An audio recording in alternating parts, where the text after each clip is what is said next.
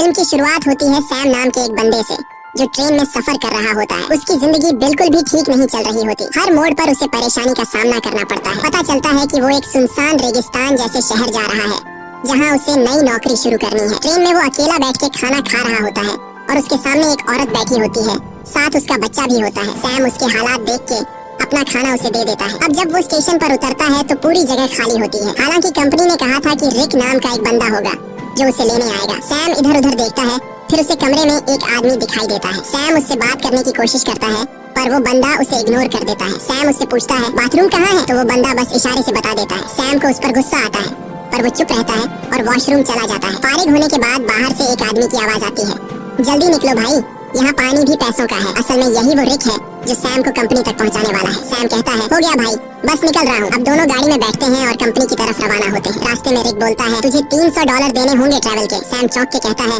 यार कंपनी ने तो कहा था $200। रिक गुस्से में कहता है अगर 300 दे सकता है तो ठीक, नहीं तो उतर जा। सैम सोचता है कि कोई दूसरा रास्ता तो है नहीं, तो वो मान जाता है। थोड़ी देर बाद गर्मी बहुत ज्यादा हो जाती है। सैम एसी ऑन करने की कोशिश करता है। रिक तुरंत गुस्से में कहता है हाथ मत लगाना एसी को वरना इंजन बैठ जाएगा। अचानक गाड़ी का टायर पंक्चर हो जाता है। रिक खुद कुछ नहीं करता और सैम से कहता है चल टायर तू बदल। सैम मजबूरी में टायर बदलने लगता है। इसी दौरान वो देखता है कि एक कुत्ता दूसरे कुत्ते को मार रहा होता है। ये देखकर सैम बहुत ज्यादा डर जाता है। रिक आता है और कहता है ओ भाई कांप क्यों रहा है, ये होता रहता है। फिर वो जख्मी कुत्ते को खुद मार देता है ताकि उसे और तकलीफ न हो। सैम बड़ी मुश्किल से टायर बदलता है, फिर दोनों वापस गाड़ी में बैठते हैं। रात को फ्यूल भरने के लिए गाड़ी रोकते हैं और वहीं रात गुजारने का प्लान बनाते हैं। दोनों लकड़ियाँ जमा करते हैं, आग जलाते हैं। रिक पूछता है तू इतनी दूर कंपनी क्यों जा रहा है। सैम कहता है यार जिंदगी बहुत मुश्किल चल रही है, मैं चाहता हूँ किसी का मोहताज न बनूं और मुझे यकीन है कि उस कंपनी में मुझे कोई अच्छी जॉब मिल जाएगी। रिक कहता है तू एक अच्छा इंसान है लेकिन जिस जगह तू जा रहा है ना वहाँ सब खून चूस लेते हैं, सीधा बंदा वहाँ बचता नहीं। सैम कहता है चलो देखते हैं क्या होता है। अगले दिन फिर सफर शुरू होता है। अब सैम ड्राइव कर रहा होता है। रिक सो जाता है। गर्मी ज्यादा होने की वजह से सैम चुपके से एसी ऑन कर देता है। थोड़ी देर बाद इंजन बैठ जाता है। रिक जाग जाता है और सैम पर गुस्सा हो जाता है। ओ भाई मैंने तुझे कहा था ना एसी को मत छेड़। वो गुस्से से गाड़ी से बाहर निकल जाता है। सैम भी उतरता है और रिक से माफी मांगता है। रिक को और गुस्सा चढ़ जाता है, बोलता है चुप कर, तेरी आवाज न सुनो। इसके बाद सैम पेशाब करने जाता है। थोड़ा दूर जाकर वो एक चमकता हुआ पत्थर देखता है। करीब जाकर जब वो गौर से देखता है तो पता चलता है कि ये तो खालिस सोना है। वो फौरन रिक को बुलाता है, ओए इधर आ, चेक कर, कहीं मैं सपना तो नहीं देख रहा। रिक जैसे ही देखता है शॉक हो जाता है। वो लाइटर निकालता है, आग जलाकर चट्टान पर रखता है। बोलता है अगर काला हुआ तो नॉर्मल पत्थर वरना खालिस सोना। चट्टान जैसी की तैसी रहती है, मतलब सोना कंफर्म। अब दोनों सामान निकालते हैं, गड्ढा खोदने लगते हैं ताकि सोना निकाल सके। पूरी ताकत लगाते हैं लेकिन चट्टान हिलती भी नहीं। रिक रस्सी की मदद से सोने को गाड़ी से बांधने की कोशिश करता है ताकि खींच सके, लेकिन रस्सी टूट जाती है क्योंकि सोना भारी होता है। इसके बाद दोनों लगे रहते हैं, सारा दिन खुदाई करते हैं। अब सूरज डूबने लगता है। रिक कहता है जल्दी से लकड़ियाँ जमा कर क्योंकि जंगली कुत्ते आसपास घूम रहे हैं, रात को हमें काट लेंगे। अगर हम आग जला लें तो वो डर के भाग जाएंगे। दोनों लकड़ियाँ जमा करते हैं, आग जलाते हैं, खुशी में गाने बजाने और नाचने लगते हैं। रिक सैम को गले लगाकर कहता है तुझे मैं फुल एसी वाली कार दिलाऊंगा।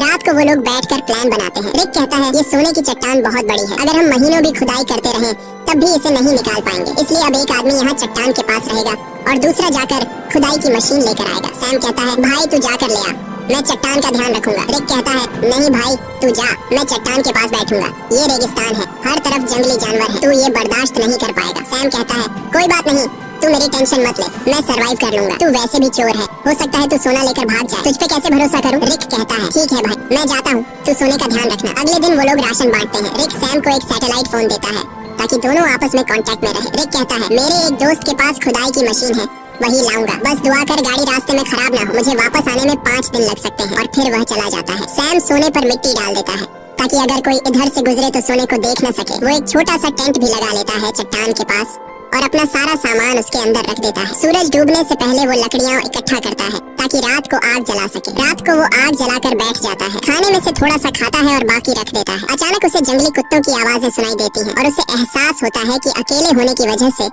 वो आसान शिकार है। वो डर जाता है और चाकू हाथ में लेकर सो जाता है। अगली सुबह सूरज की तेज धूप से उसकी आंख खुलती है। बहुत गर्मी और थकावट होती है, नींद पूरी नहीं हुई होती और सूरज की तपिश उसकी स्किन जला रही होती है। तभी सैटेलाइट फोन की बेल सुनाई देती है। सैम दौड़कर फोन तक जाता है लेकिन कॉल कट चुकी होती है। वो टेंट में बैठा सोने को देख रहा होता है और सोचता है कि सोना बेचकर सबसे पहले एक बड़ा घर खरीदूंगा। फिर सैम पास के इलाके में घूमता है। थोड़ी दूरी पर उसे एक क्रैश प्लेन दिखाई देता है। वो फौरन उस क्रैश प्लेन के पास जाता है और वहीं रहने का फैसला करता है, लेकिन वहाँ से सोने की चट्टान उसकी नजरों से दूर होती है। इसलिए वो प्लेन के कुछ टुकड़े उठाकर चट्टान के पास एक टेंट बना लेता है। सैम कुछ देर के लिए आराम करने लगता है ताकि पानी की बचत हो और थकान कम हो। अचानक बाहर से कुछ ऐसी आवाजें सुनाई देती हैं जैसे कोई सोने की चट्टान चोरी कर रहा हो। वो बाहर निकलता है लेकिन कुछ नहीं होता, चट्टान वैसे की वैसे होती है। वो चट्टान के पास बैठ जाता है। तभी उसे एक आइडिया आता है कि क्यों न चट्टान से एक सोने का टुकड़ा काट लिया जाए। सैम पत्थर उठाकर सोने को तोड़ने लगता है और वो सोने का एक बड़ा सा टुकड़ा तोड़ने में कामयाब हो जाता है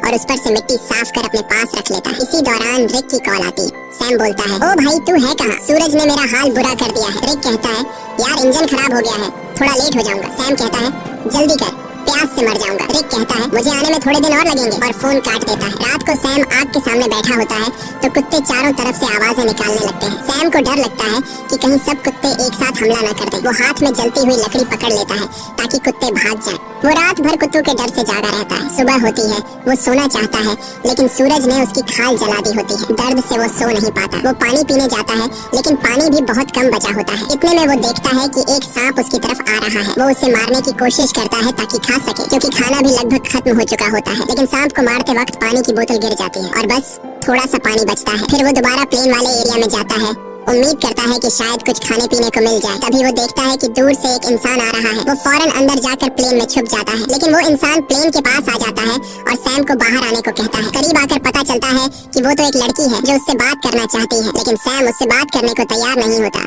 लड़की पूछती है, तुम यहाँ बैठकर क्या कर रहे हो और यही जगह क्यों चुनी? सैम कुछ नहीं कहता, बस चुप रहता है। थोड़ी देर बाद सैम लड़की से कहता है कि वो इस प्लेन में रह सकती है और खुद वहाँ से चला जाता है। लड़की कहती है, तुम मुझसे कुछ छुपा रहे हो। वो सैम के पीछे पीछे चलने लगती है और उसके साथ कैंप तक पहुँच जाती है। वो बार बार सैम से पूछती है, तुम यहाँ कैसे पहुँचे? अब सैम घबरा जाता है। वो सोचता है, इससे पहले कि ये सोना देख ले, किसी तरह इसे यहाँ से भगा दूं। सैम लड़की से कहता है, क्यों आई हो मेरे पीछे? यहाँ तुम्हारी कोई जरूरत नहीं है, तुम्हें यहाँ से चले जाना चाहिए। लड़की कहती है, मैं तब तक नहीं जाऊंगी जब तक ये ना पता चल जाए कि तुम मुझे यहाँ से भगाने की कोशिश क्यों कर रहे हो।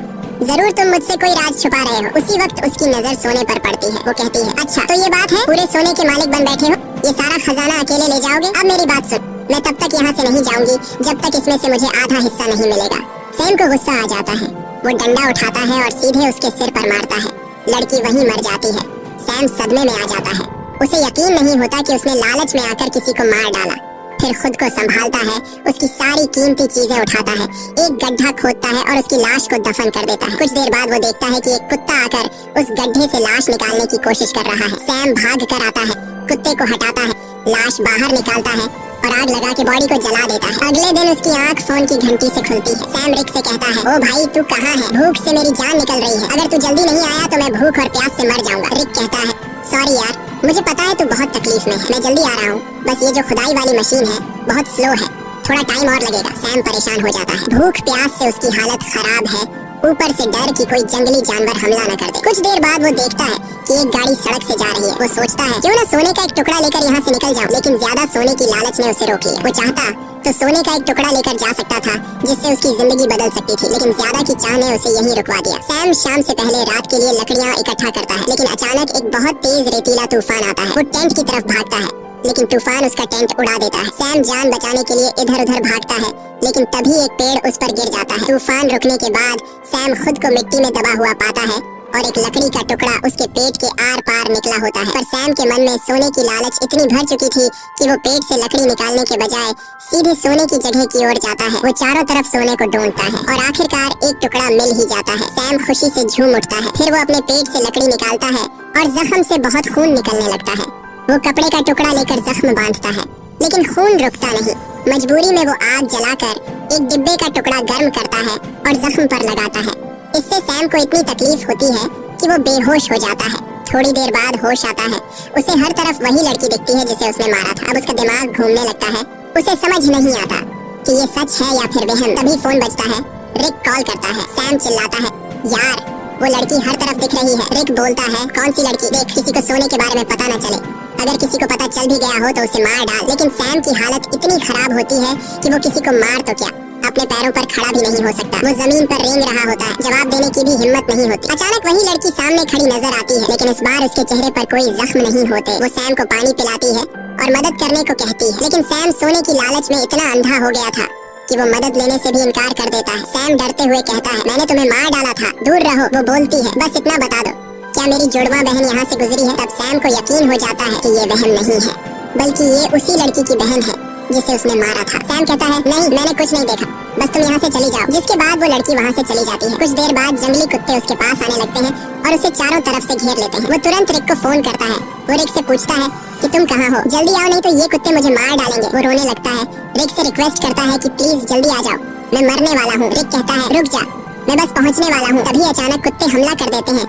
एक एक करके सब उसे नोचने लगते हैं। यहाँ हम देखते हैं कि रिक सैम से दूर बैठकर दूरबीन से सब कुछ देख रहा होता है। असल में वो कई दिन पहले मशीन लेकर वहाँ पहुँच गया था और बस वो सैम के मरने का इंतजार कर रहा था ताकि वो अकेले सारा का सारा सोना ले जा सके। जिसके बाद रिक छिपकर खड़ा होता है। वो देखता है कि सैम को जंगली कुत्ते घसीट कर ले जा रहे हैं। तब भी सैम सोने की तरफ देख रहा होता है। जिसके बाद जंगली कुत्ते सैम को नोच नोच कर खा जाते हैं। रिक को जब पक्का यकीन हो जाता है कि सैम मर गया है, वो गाड़ी लेकर सोना उठाने आता है, लेकिन अचानक एक तीर आकर सीधे उसके सीने में लगता है और वो भी मर जाता है। ये तीर चलाने वाली कोई और नहीं बल्कि वही लड़की की जुड़वा बहन होती है।